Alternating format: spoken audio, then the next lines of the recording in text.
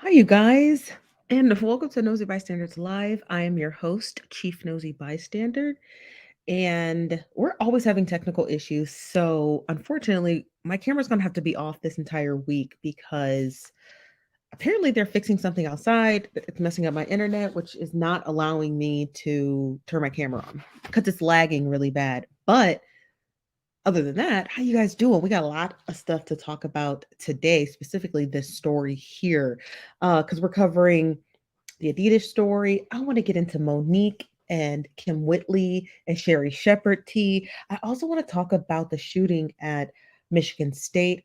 And then, if we have time, I want to talk about all of these like chemical spills all over the country, the one in Ohio and then the one here in Arizona. So like I want to get to all of it because honey, it's a mess. And I feel like I haven't done a real live show in a long time. So here we are. And if this works out, let's just fingers crossed it works out. But first, I want to see who's all up in the building. And hopefully by the end of this week, we'll be back on camera. So let's see who's all in here. Hello, Brenna. Hello, Cami. Hello, Kamiko. Hello, Stephanie. Hello, Teresa. Hey, nosy cousins. Hey, Chief. I'm gonna be late. My auntie done trapped me in one of these. It's a what is that? Zooms? What does that mean? Let us know. Hello, Nikki. Hello, Lisa. Hello, Cami. Hello, R. Virgil.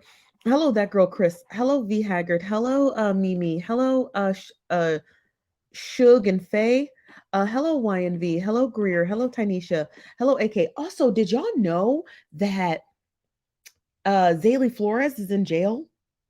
If we got time, we're gonna talk about that too. Okay. Hello, Ezra. Ezra said had to check the time and date. But anywho, how everyone doing this fine evening? We're doing good. Hello, Jacqueline. Hello, Julia. Hello, Darnita. Hello, Suli. Hello, Kwanda. Hello, Shay. Hello, Chris versus Chow. This new streamer better give tonight. It's given. I think it's given. We're back in StreamYard because I just had to run a lot of tests with a lot of different techs running in and out of my house for the last 2 days. Turns out it was never our internet. It was it was the actual what's it called? The pole outside was damaged. We just had some really bad severe weather. So I guess it got damaged in the process, which in turn has messed up everyone's internet in the area. Hello, Burnett. Hello, Jerica. Hello, AC. Hello, April. Hello, Just Bougie. Hello, tour season. Hey, Socialite Simone, how you doing today?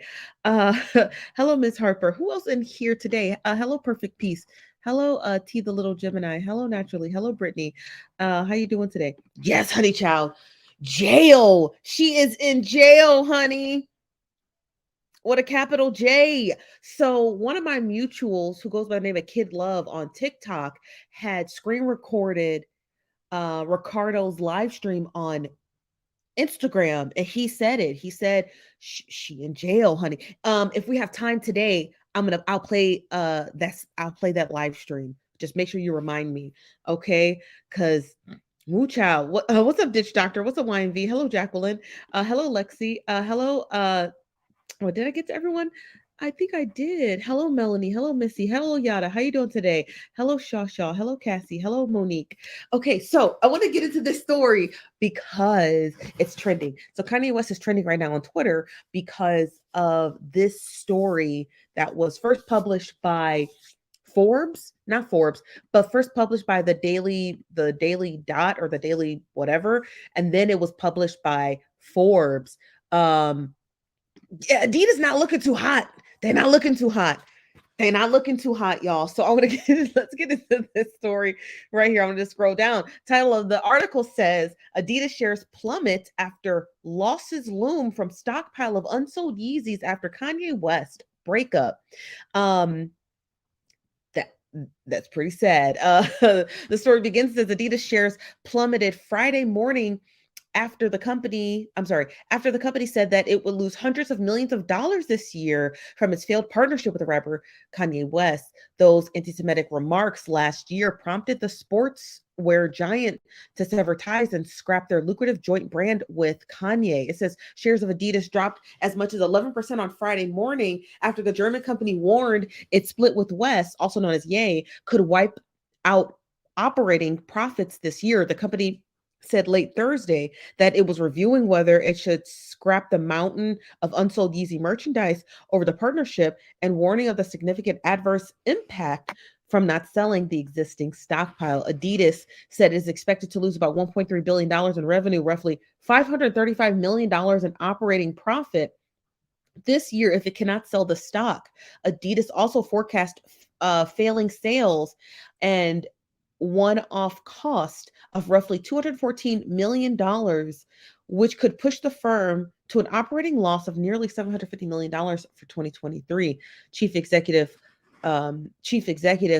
Bjorn Golden said in 2023 will be the year of transition to the base to set the base against I'm sorry, it says a year of transition to set the base to again be a growing and profitable company. Adidas has all the ingredients to be successful, Golden stressed, but just needed a little time to rebuild. And then it says Adidas' statements in the company's fourth, fourth profit warning since July, and Golden assessments of the situation was blunt. The numbers speak for themselves, he said. We are currently not performing the way we should. See, here's my thing. Let me stop sharing my screen. Here's my thing.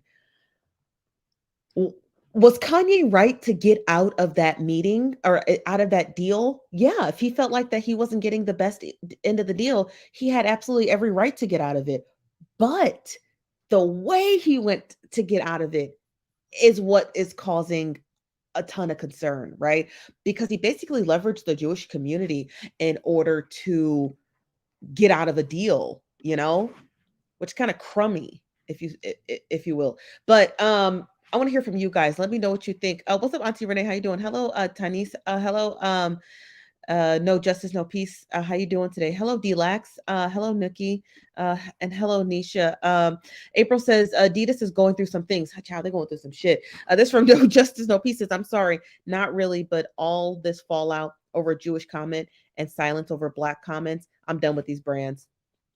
Low key, I am too. This from Julia says, damn, they need new people in the boardroom. Here's the thing that they didn't realize. This is what Adidas didn't realize. This is exactly what Adidas didn't realize. Black people go ride for Kanye. It's that simple. If Black people cost you $1.3 billion because you severed ties with Kanye, the only people buying Adidas is Black people. So what were they thinking? You know what I mean? Like, so that should tell you immediately that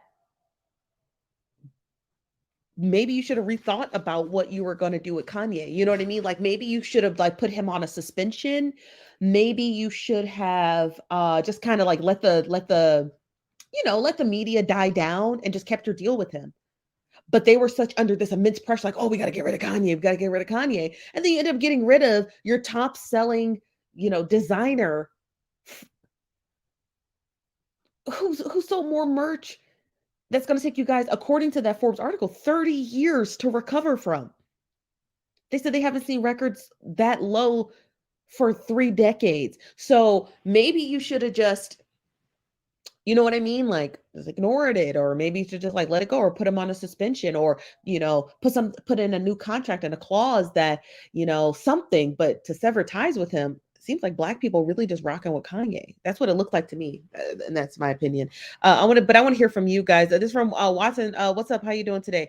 Tanisi said, "Please, they're insured. That's how the big companies do." Yeah, but at the same time, though, it's like you're insured, right? But they're also an IPO, right? So they are sold and shared on the New York Stock Exchange.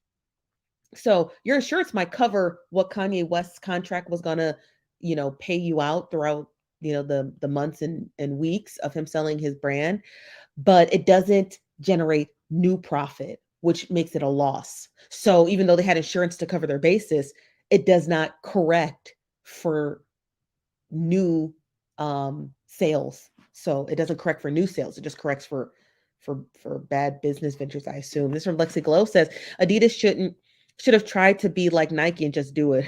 This from YMV says, bad way to break a contract, but it worked for him. It did. No, Justice says, that's the comment. New people in the boardroom. Oh, yeah. Shaw says, it history says that Adidas was made for Nazis anyway. Ooh, child, I didn't know that. Is that true? Is that true? Does anybody know if that's true?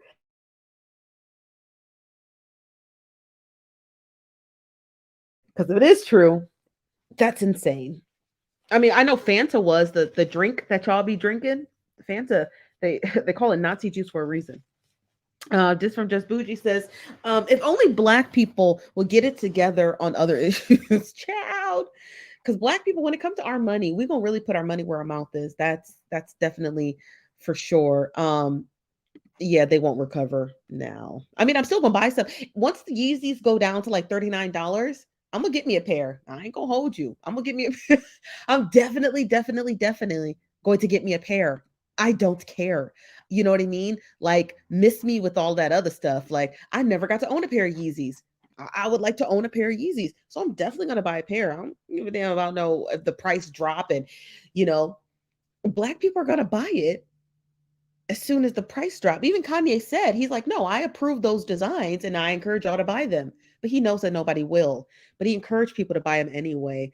This from Greer J says, I think he called their bluff. He knew that they were going to fold, and they did. You're right.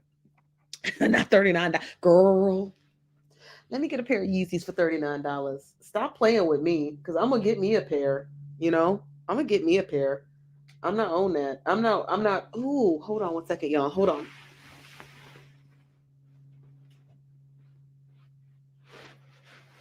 Hold on. Y'all, I forgot to do something. I got to plug something up. Okay. All right. So, but yeah, no. I'm gonna get a pair of Yeezys. I don't give a goddamn. This from Just Boozy says, let me know when they hit $20 a pair. Not $20. Not 19.99. Y'all make me sick. Y'all make me sick. Y'all make me sick. But I want to move on to our next story. And yes, I have to upload all my videos in here. So let me play the first clip. Monique got blackballed by Hollywood. You can take it down. Because she's Spears, huh? Monique won the Oscar for Precious for a reason. She's, and like I said, people underestimate comics. She's really, really good. She's a great actress. Now, personality wise, she's always getting in trouble. Always. With, if it's not with another comic, D.O. Hughley, it is with the industry. It's somebody. But this movie, The Reading with Monique, when I tell you, I almost turned it off. This sucker it scared me. But Monique is funny in it too. It's a horror / damn comedy. I'm gonna tell you something. And Monique got it on her thing. So it's not gonna be me giving away the movie because she's got it posted. When people are getting killed, because you know it's a scary movie, so somebody's always getting killed. The girl who about to get killed, Monique. So if you guys didn't see that clip, Monique actually posted it from Sherri Shepard and Kim Whitley's podcast called Two Funny Comedians. I think that's what it's called. And in the very beginning of it, they were actually just denigrating Monique. Instead of just reviewing the movie as they should have been doing, right? Stand in they black ass lanes. They did not. They thought it was a great and even an ingenious idea to just drag Monique for no apparent reason other than I don't know. But Monique did clap back, and so I want to post up her statement, and I want to read it to you guys. So she says, hello, Sherri and Kim Whitley. First, thank you for your compliments regarding my talent and performances in the reading. I couldn't help but notice, though, that you two said because of my personality, I'm always getting in trouble. Right? I'm with Monique on that one. Then she says, and then you attempted to show a connection between my personality and me being blackballed, along with the fallout I had with Brother DL. In addition, you two, within the same breath, mentioned how we as comedics are underestimated. First thing, kids with parents, criminals with the law, and slaves with their masters get in trouble. The last time I checked, I don't fit into any of those categories to get in trouble with anyone mentioned. Do you two? And when you two say we are comedics, we as comedics are underrated, and you, Sherri, and Kim, and I are iconically all Black female comedic comics. Why do you think we're underrated? My personality is of such where I have to speak up and out against injustices. So can you stop being, as you both said, underrated? And if I notice, I'm sorry, and if you notice, I haven't ever started a conversation about you two that involved any negativity in any way in all of the years I have known you two. She continues. She finishes up and says, "Check my resume. I don't go knocking on anyone's door saying anything I can't substantiate. But some people have a problem with me because when they knock on my door with BS, I actually answer. Anytime the team of you, I'm sorry, anytime the team of you two sisters would like to speak with the team of my husband and I, we welcome it. And thank you two again for your compliments, although backhanded. And please know, regardless, I still love you both to life. Sisters, I love us for real." Ciao. Ciao. Not a pick. Not a pick me. Not a pick me. Sherrishepard is a pick me. And now that, like, hold on one second, you guys. Now that, like, when Wendy Williams was, when Wendy Williams had left her show and Sherrishepard had covered for it, and a lot of people were basically saying, like, that was pick me energy. And then this is even more pick me energy. So here's my question to Sherrishepard. When exactly are you, as a Black woman, right? Because you're really just a seat filler. When are you, as a seat filler, going to actually get your chance to, like, do something for yourself versus having to fill in seats for other people, and in the process of doing that, dragging others? Just ridiculous. To me, it's so ridiculous. Like, that wasn't even it wasn't even necessary. You were reviewing a movie. Review the movie. Have fun with it. Talk about its dynamics. Don't give away all spoilers, or give away the spoilers. Who cares? But you didn't have to open that. What happened with Monique and her thing with that movie Precious and the industry, that had nothing to do with her current movie role. And so you just being messy at this point. And so you being a seat filler for Wendy Williams actually makes sense. You said it wasn't a dragon to me. It was unnecessary. It was definitely unnecessary. This from Double H says, "Sounds like they're speaking from a personal experience with her." Then they should have said that. This is my opinion, you guys. They should have said that. If they said, "This is my personal experience with her, she's really hard to work with." But they didn't say that. They just talked about other things that occurred in the industry that they just wanted to touch on. Why touch on it? What was the point of touching, for what? Like, what was the whole point of that? It was just a waste of time. And it was just really messy. It was just like unnecessarily messy for no reason. You know what I mean? It just, I don't know. It just rubbed me the wrong way. This from, is it Leah? Is it from Leah? Says, "I don't see nothing wrong with Monique standing up for herself. Being labeled as an angry Black woman stopped her well-deserved bags." Yeah, it did. She is a seat filler. Is she not? She a hater. That's right. She a hater in a seat. Y'all, but this is my opinion. Y'all don't have to agree with it, but I think Sherrishepard is nothing but a hating seat filler. And that's okay. You can make a lot of money in Hollywood filling seats. You can. You can. You know? Definitely give it pick me energy. This from Kamiko says, she got renewed to keep the time slot. She did, but I heard her show was boring as YV says. However, Monique took their comments. I respect her standing up for herself. No one spoke up for her when she was in the outs and scared. And Sherri and Kim are industry pleasers. They are. They're both seat fillers. This from Watson says, Sherri's an off-brand Olivia Spencer. She needs to have several. Y'all taking it too far. Y'all be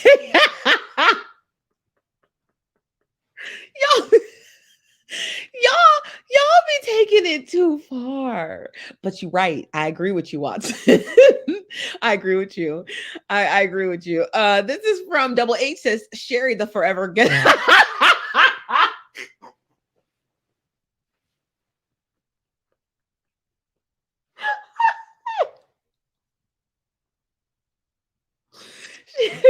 the forever supporting cast member.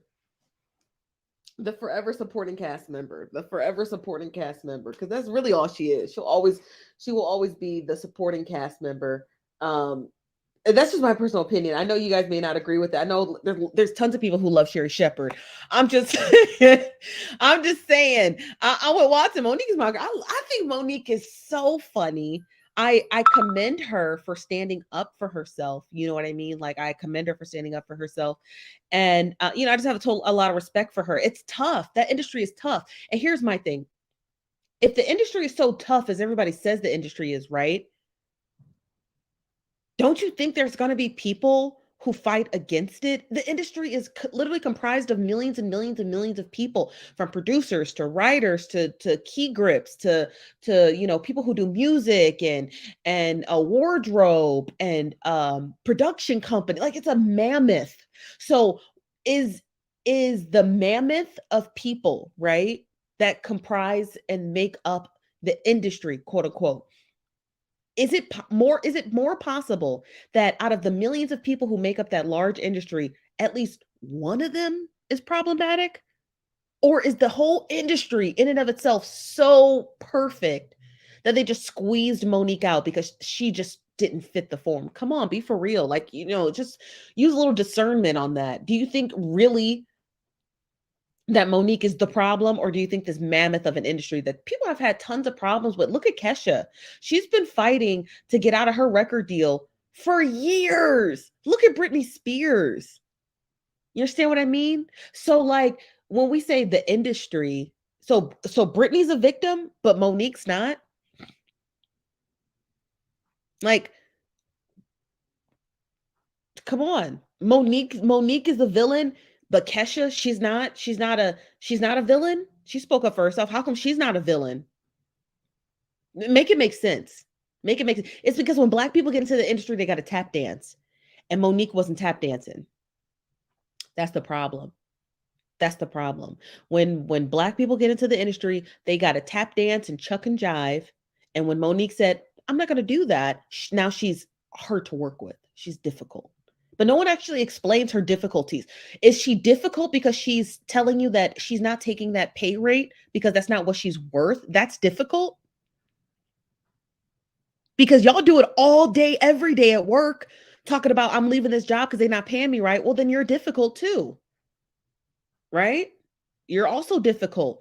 Monique wanted to get paid an equal fare of what Amy Schumer, I think that's her name, was getting for her Netflix special. Amy Schumer's not even funny. And she steals jokes, allegedly. You understand what I mean? Like, come on.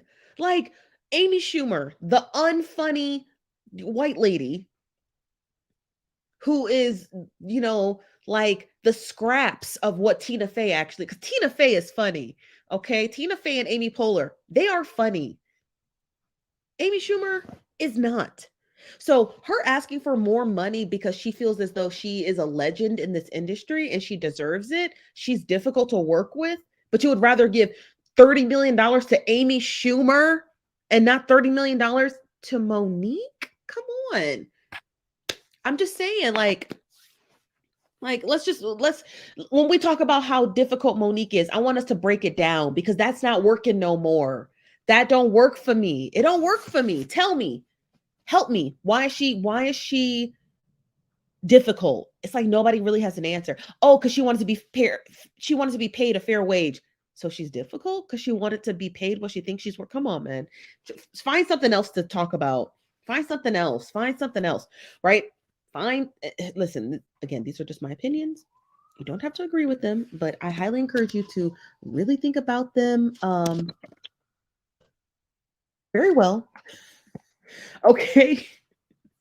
Think about them incredibly well because, yeah, you know what I mean? Just think about them Just think about them, okay? Just think about them. That's all I ask, okay? That's all I ask. All right, hold on one second. Okay, so let's get to our next story because shout out to Monique. Here at the Nosy Bystanders, we have an actual comedy tour coming up March 4th. I hope y'all come. Y'all, okay. So tomorrow, before I share my screen, tomorrow we're going to be releasing the graphics for the Nosy Bystanders Presents the Reparations Comedy Tour. It is March 4th on Nosy Bystanders TV. You can watch it from your smartphone, or you can watch it if you have a Roku TV on both places. So I really want y'all to come. It is going to be a great comedy tour. We have some really great comedians. It's all on TV. We're trying to bring back Comic View. Do y'all remember Comic View? So we're trying to do the Nosy Bystanders version of Comic View on BT. Okay, this is the Nosy Bystanders comedy tour. So we're bringing comedy back to television. So I really hope that when those tickets go on sale, that you guys watch, participate, and then let us know which other comedians you want to join that tour. It's going to be a really, really, really, really hilarious show. Okay, so let me share my screen because I'm going to talk about this next story here. 1 second. Okay, I got my screen up. All right, and let me get some of your comments because ooh, child. This is from Silver. Is it Silver? Says Monique is difficult. Can you tell us why? Why is she difficult? We would love to know why Monique is difficult. I mean, just at least in your personal opinion. This from Mimi said, "Thank you, preach. I do my best." This from Shaw says, I will forever be difficult when it comes to me getting my worth." Absolutely. It's from Diana. What's up, Diana? Said people don't question much these days. Show don't. This from Wine V says Kim and Sherri need to talk.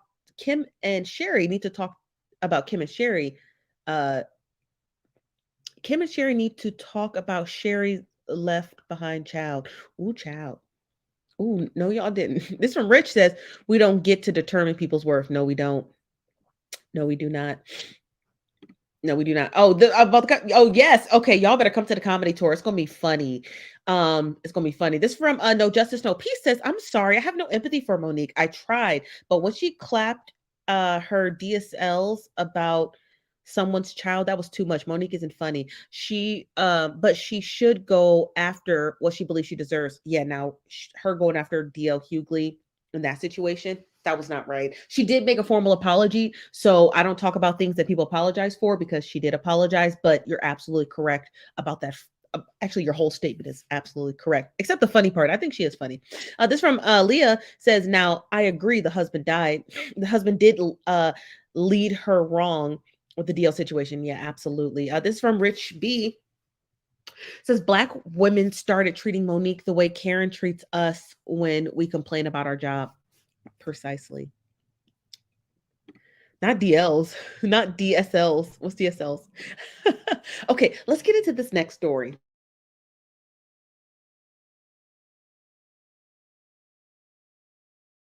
Sorry, I have to blow my nose. I have a head cold. So I have a head cold. Okay, let's get to the next story. So this is about the Michigan State shooter. I'm gonna whisper. I don't even know why I'm whispering, but honey, the story is crazy. It says Michigan State shooter Anthony McRae had 2 pew-pews, multiple loaded magazines in his backpack, police say. I'm not gonna play this clip because of copyright infringement, but it's a hot mess. We're gonna read the article. It says Anthony McRae had 2 guns with him, along with several magazines and ammunition, when he shot 8 Michigan State students Monday night, sources say. Police said McRae was carrying 1 pistol and a second handgun in his backpack. Multiple loaded magazines were also in his bag. McRae shot and killed 3 people and injured 5 other MSU on campus. He first went into Berkeley Hall, shot several people, prompting calls to the police. It started at 8:18. McRae then moved to a nearby MSU Union where he shot more people. Wow. Who is this guy? Did they ever tell us who he was? What's his name? Anthony McRae?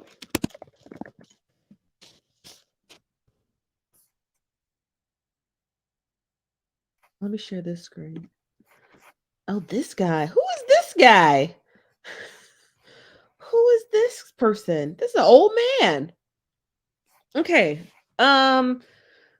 It says authorities identified him as 40. He's 43.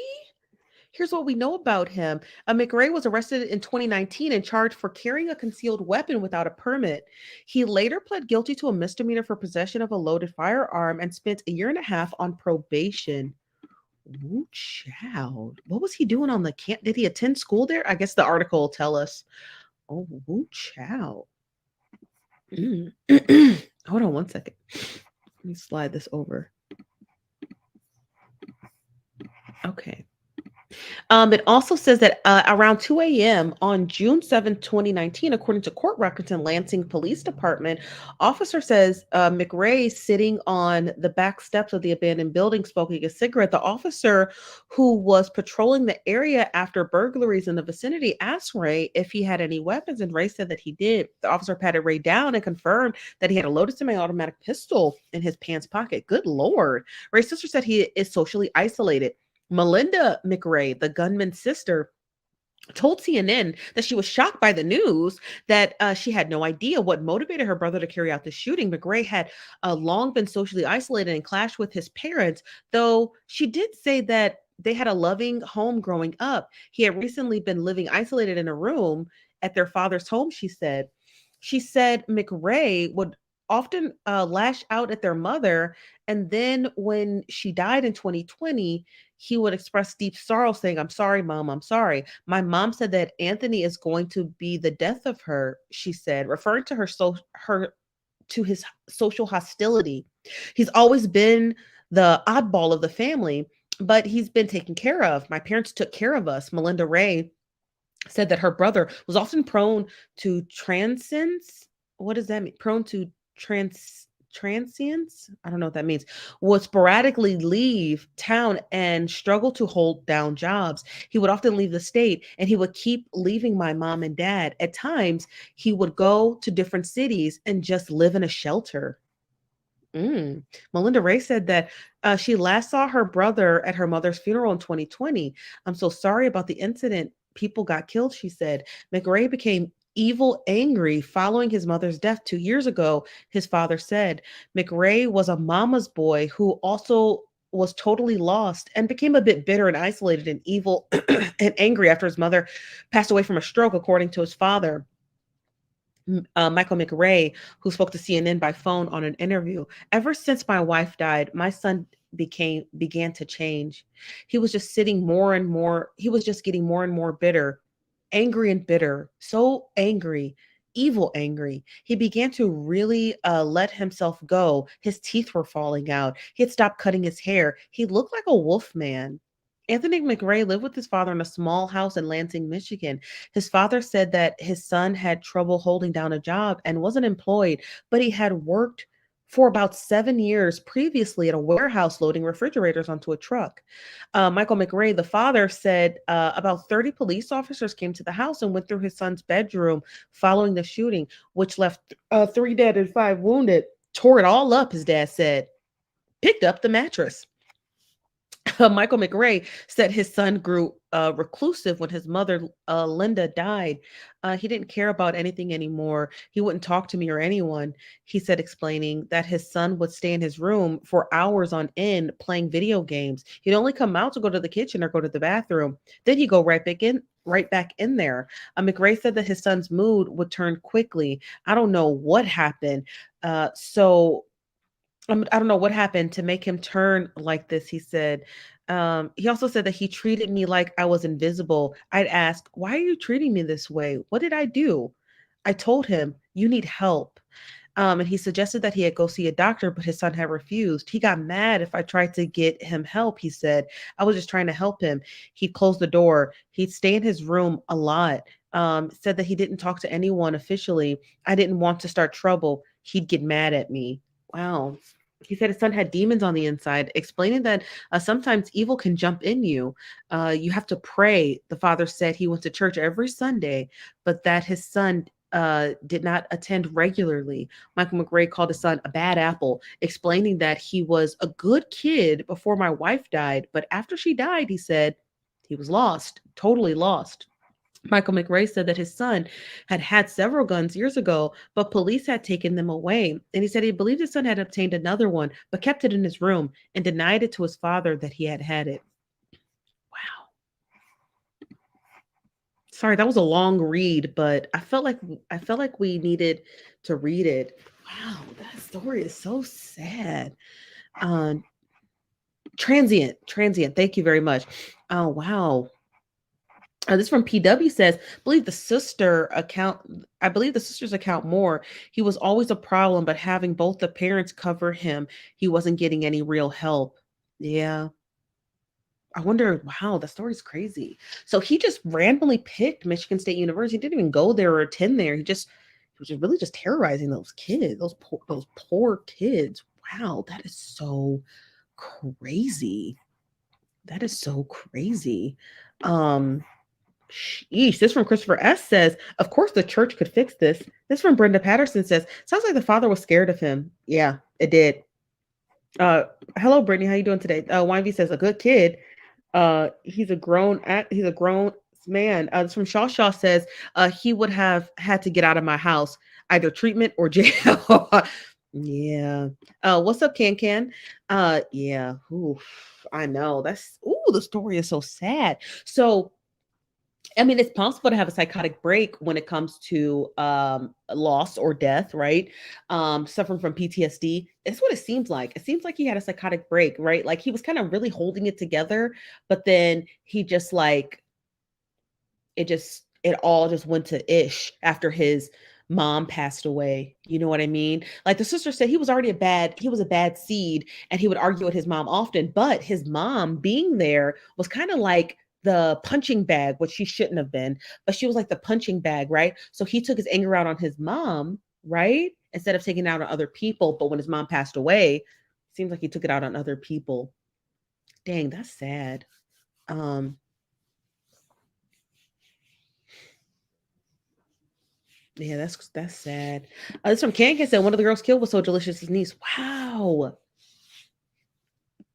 Oh yeah, the story broke like 3 days ago, Brittany. Um, yeah, that's sad. Let's see if we can look up a picture of um.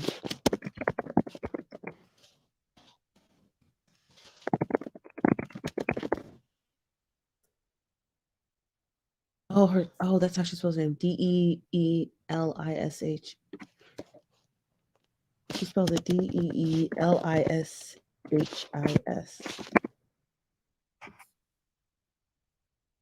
Okay.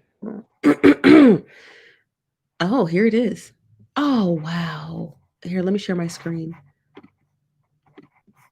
Oh, that's really sad. This is her niece that passed.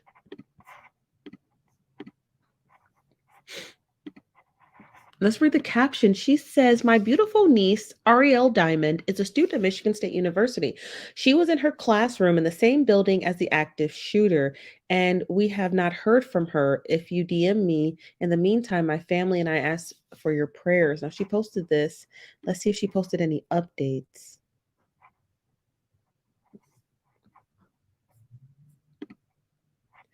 Yeah, dang. She says this will never feel normal to me. I can't believe I'm even typing this. Um, Rest with God, Ari. Our family is broken to pieces, and I can't say how we will get through this, but God's help. I know we will. Have you ever met a young woman who was just simply pure at heart? Ariel Diamond, simply pure. She was never raised her voice past a whisper or gentle laugh. She was a remarkable student, attended MSU to become a doctor, the youngest sibling of three, the last to attend college of her beautiful mom's children. How is it that she was in class doing what she was supposed to be doing, and yet still her life was taken by a coward who clearly didn't understand the devastation that he was about to cause my entire family? Her mom, Dawn, is in a space I can't even begin to describe. No parent should have to bury their child. It truly hurts, y'all. To her siblings, my niece, Carla, and nephew, Carlos, don't fret. God isn't through with us yet. He will provide the comfort we need to live with this reality as a family shall. Thank you for the calls and texts and DMs and flowers. Please, we need and appreciate you. Please keep my family in your prayers and pray for the MSU student body and community and for the families of the other victims who lost their lives. Wow, that is crazy. Here are the picture of all three of the victims. Her niece, um, Ariel, Alex, and Brian.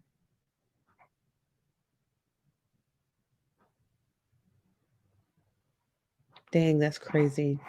Wow, what a freaking coward. These photos of Alexandria Verner shared by her old high school with the family's permission. The school district says she was a tremendous student athlete, played basketball, volleyball, and softball. A leader who was incredibly kind and loved by everyone. She walked so softly by day in our hallways and just modeled great leadership and doing what's right and being a great kid, daughter, friend. And then when you put her on the basketball court or softball field, you know, you didn't want to play against her. She was gonna beat you. Brian Frazier was a sophomore. This picture shared by his fraternity, which he was chapter president of. Y'all gonna kill the chapter president? Yo, this dude is just a monster. Like this guy is a monster. Like he really went out here and just murked a bunch of kids for no reason. Wow. That's really sad. That's really sad. His only connection is that he lived in the state of Michigan. I think that's the only connection. I don't think there's another connection. Greer, I'm sorry. This from Just Bougie said, the story just don't sit right with me. I was watching it, I was unfolding. They said it was three. I don't think they said there was three. At least I didn't hear that. But you know how the news is when it comes out, it's usually sketchy. And then by the time the story clears, they finally got like all the evidence. This from YNV says, he should have just deleted himself instead of hurting so many people. You know, hurt people hurt people. This from Stephanie Buchanan. What's up, Stephanie? Says he didn't have one with the school at all. He just targeted the location. Yeah, he did not. This is from Leah says, it was not three. The photo circulating were trans police in disguise. People stop with their theories. We are actually hurting. I don't think it was three. I think usually when stories come out, they're always like incredibly skewed. So you know what I mean? It's hard to, what's the word I'm looking for? It's hard to like get the full details until the story like clears itself up. So there's always stuff that comes out that circulates around a story, but no, that's not what it was. He did? Of course he did. Wow. Wow. So they couldn't even, you can't even escape it. The fact that most of us got through elementary school and college without a school shooting is a blessing. Because nowadays it's hard. It's hard to get your kids from elementary school through college without them being involved in a shooting because they're so randomized, but they're so frequent. So, man, like that is crazy to me. That is so crazy to me that like you just can't. I mean, like really since Columbine, it's incredibly difficult to get through elementary school to college without a shooting. That's crazy. That's crazy. Just Bougie says the Buffalo shooter was also sentenced to life today. Yeah, it's just so much going on. Like, I mean, y'all, there's no safe place in America. I'll tell you right now, there is not. If you're looking for one, good luck. Because that ain't it. It's wild and dangerous out there. It's wild and dangerous out there. Ooh, child. Ooh, child. So, you know, my prayers go out to Delicious and her sister, because that's just like, it's just really sad. It's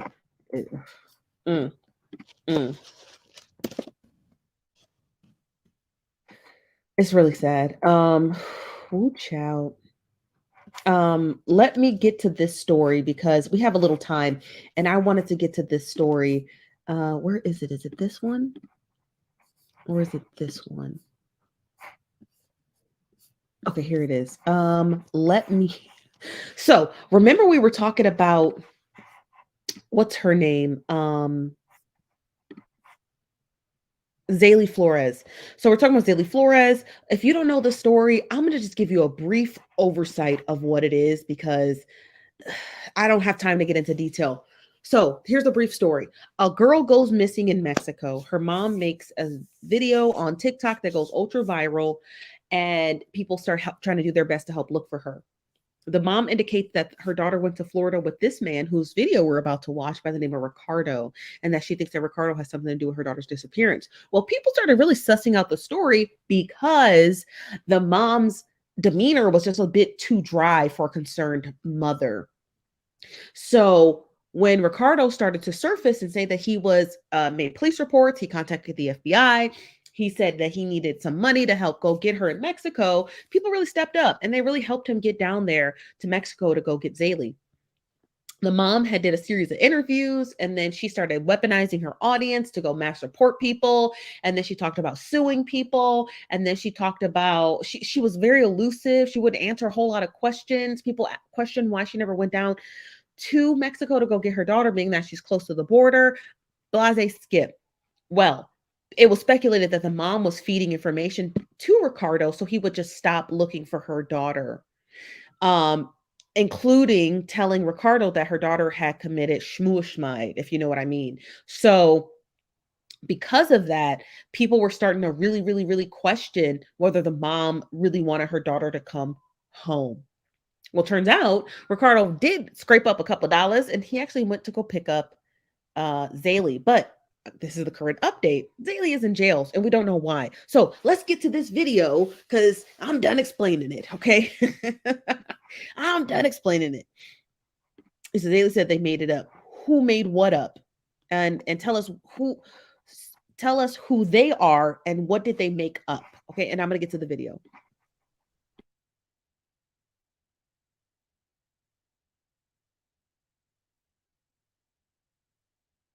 Didn't help me for shit. Her mom tried to slow me down from fucking doing this shit and finding her. Her mom tried to fucking. Okay, there's a lot of swearing, so if you see me pausing it, it's because I'm just not trying to get my video taken down. Okay. Throw stumbling blocks at me for finding her, and it didn't work. That's why she's so fucking mad and twisted. That's why she's so fucking mad and twisted. Just because I ain't. She's fucking full of shit. Where's Zayley right now? Well, Zayley is in the place where her mom wants her, in jail. oh, she's in jail. Lord, I don't know why. Yes, honey. Jail with a J. That's from Daria says, I'm a mom. The first video, I was like, something was up, honey. I said the same thing. This from Leah says, does anyone know Zayley's mom's TikTok? I want to see the jewelry. Go ahead and look for it. This from Just Bougie says, Mama needs to bail her out with the Cash App money. This from Cammie says, it's on her mom's TikTok. She posted a phone call between her and Zayley. Okay. This from Wine V says, like ain't like, especially like, but yeah, so apparently she's in jail. Why? I don't know. He swears way too much for me to continue playing this video, but I wanted just to make sure you guys heard that. So that's what he's claiming. I don't know if it's true or not. I think she's in jail in America because him and her, no, Naya, they went to San Diego, according to Ricardo. So she is in San Diego. So maybe she's in jail in San Diego. But I'm not entirely sure as to why, how she got there. She had a warrant out for her arrest, so on and so forth. But because it wouldn't make any sense, right? Like, I don't know. I don't know why she's in jail. Like, there's not a whole lot of information as to why she is in jail, but according to Ricardo, that's where the mom wanted her to be. He said she wanted her to be in jail. I don't think the mom ever wanted her to be found. Here's the thing. The mother had, according to like just what I analyzed, it didn't seem like the mother had any interest in going to find her daughter.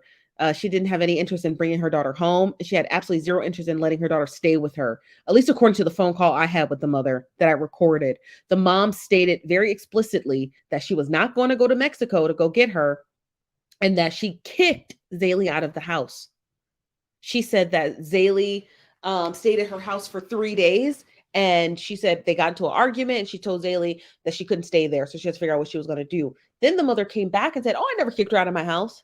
Yeah, you did. Yes, you said that. You said you kicked her out. You told her she has to go somewhere else.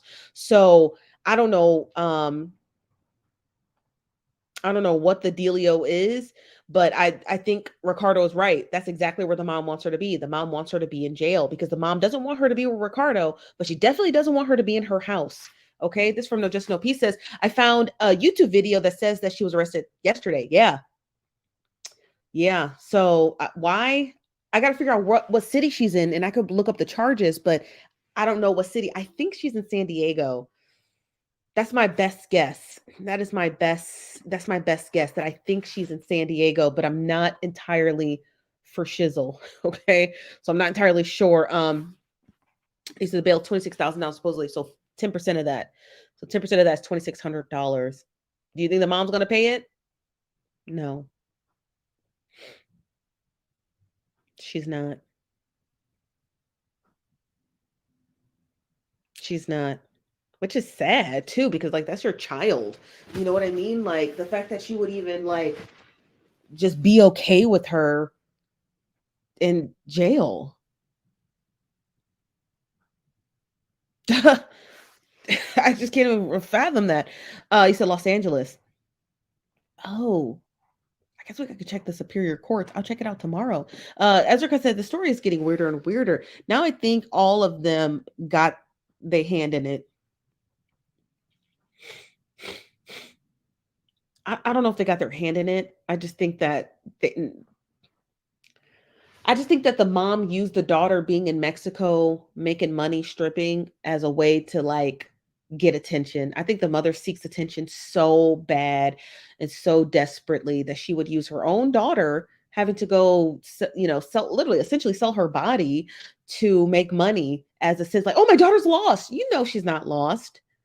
You know, she's not lost. You know, she's not. But that was a way for you to make 20,000 followers on TikTok. Because for some strange reason you deleted your old TikTok account. And I imagine it was full of a bunch of things that you didn't want people to see. So yeah, the mom is something else. I don't like her. She's in LA. Okay, thank you for letting us know that. This from Daria says, it's crazy to me people just believe anything. I don't know what that means. This from Jacqueline says, evening, I'm late. Hey Jacqueline, how you doing today? Could be stealing a need. I don't know what that means. Can you explain that? 26,000 for what? I don't know. I gotta look up the charges. I have no idea what the bond is for. YMV says, I just said that in the earlier post that it sounds like they all had their hand in the story. Is crazy. I don't know what that means, have their hand in it. There's nothing to gain out of the story.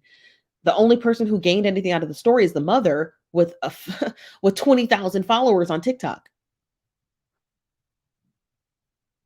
That's it. Just the mom. So I don't know why people can say have a hand in it. How? Help us understand. What does that mean? Have a hand. You can't have your hand in something when it's of no value. So let me know what that means. This from Cami says, Chief, when you get a chance, look up the mom's last TikTok post and Facebook. Okay. I think she might have blocked me on TikTok. Hold on. I got to. What's her name? Her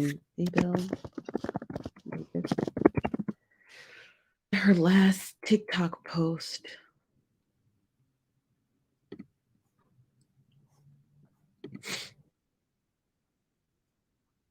Oh yeah, hold on. It's a video. Hold on.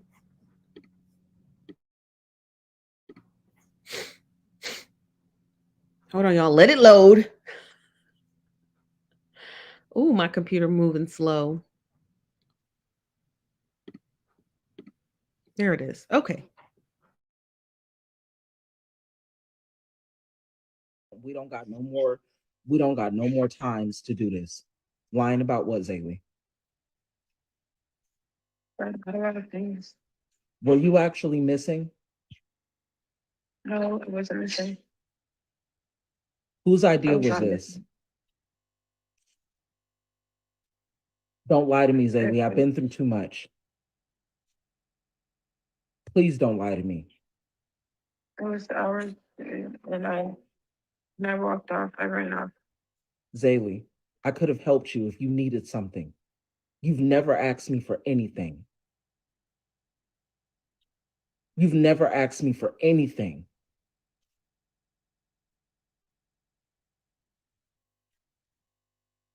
Why would I lie to you? Now you clearly know I'm not lying to you about anything.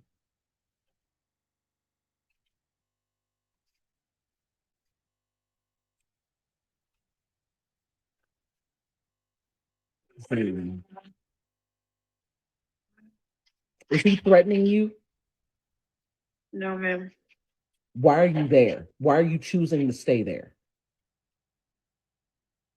Where am I supposed to go? Zayley, you have a whole family. You are not loveless. You are not unwanted. You have never been unwanted. I have always come to get you. So you tell me what it is. You can be here in 4 hours, surrounded with people that genuinely love you, that have no reason to lie to you, no matter what the fuck it is that you did. We don't care. We love you. And that's not going to change. Nobody can break my bond with you, ever. Nobody on this planet. Do you understand that? Nobody.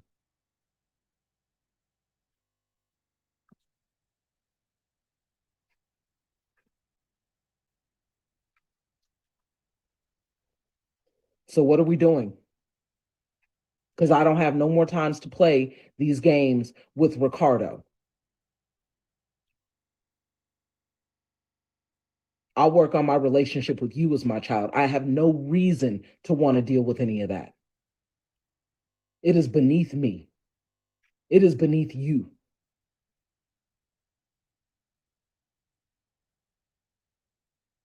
She just be saying stuff. She just be yes, she said that. She wanted her to come home. She child.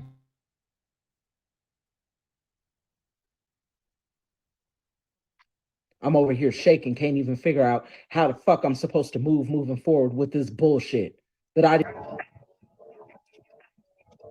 Zayley's cool. She's doing a lot better. Shit, Zayley's fucking doing really good actually today. We got up early as fuck and we got some fucking bomb ass donuts over there.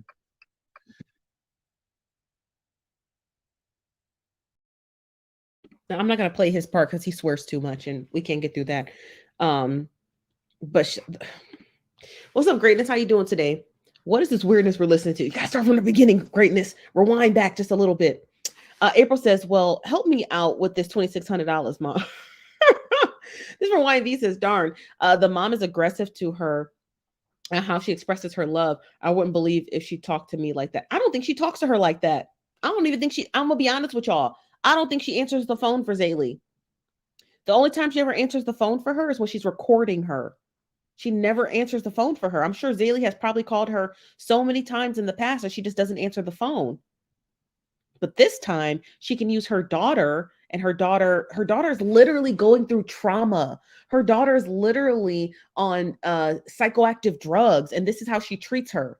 Knowing she just had a conversation with her daughter who has not been able to get her prescription filled. So you're talking to her, knowing she has mental health issues, like she's supposed to understand, and she's not even medicated. So the mom is full of it. She's full of it. This from Brenda. What's up, Brenda? Says her mom sounds like she's she's bullying her. Her mom doesn't want people to like her. She's a bad mom, but she's a bad mom. Yeah, she is. I think she's just jealous of her daughter. I think she is very much so. Very much so. Is giving that my daughter is beautiful and young and youthful and has a beautiful body.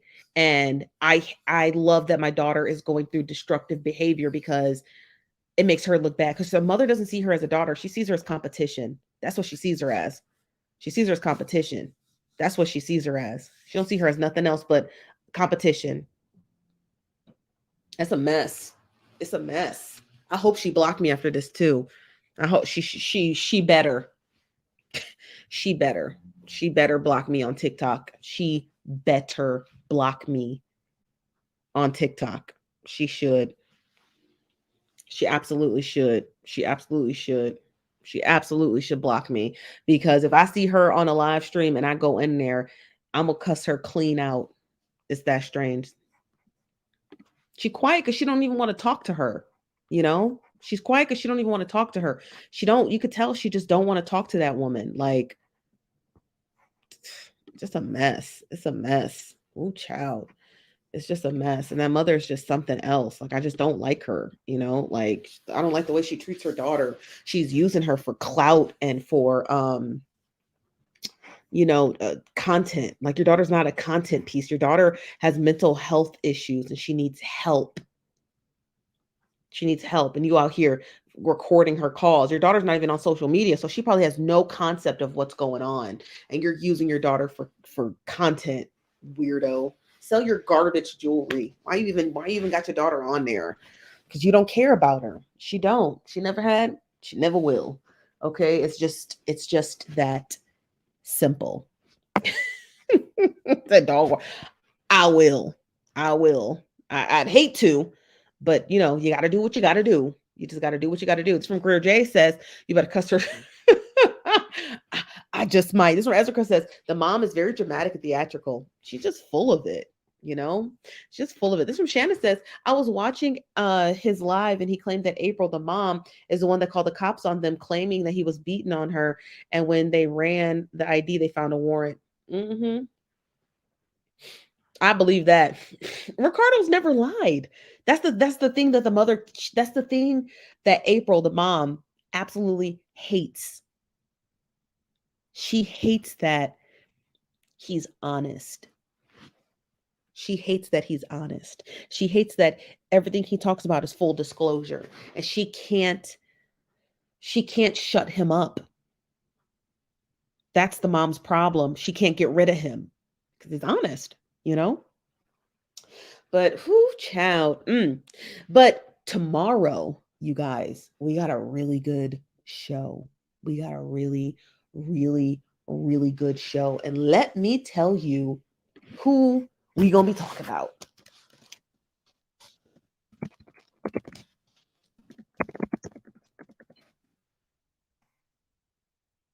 We're not gonna be talking about these people, but we're gonna be talking about they bestie. Okay. Hold on one second, because honey child,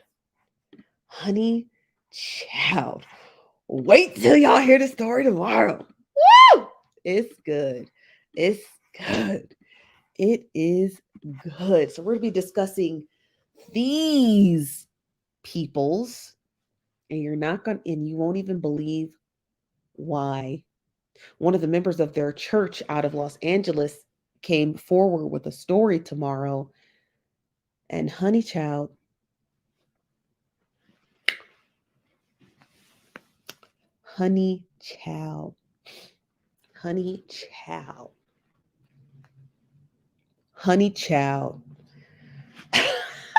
So one of the members of their church came forward with a story to us here at the Nosy Bystanders. And we're going to get all up into it. And I do believe they're sitting down with an interview with Larry Reed. Yes, honey. The Larry Reed. So we're going to be going over the story about what's been going on at they church. Okay. What's been going on at they church? Because we got to get to the meat and potatoes. All I'm going to say is it's messy. It's salacious, honey.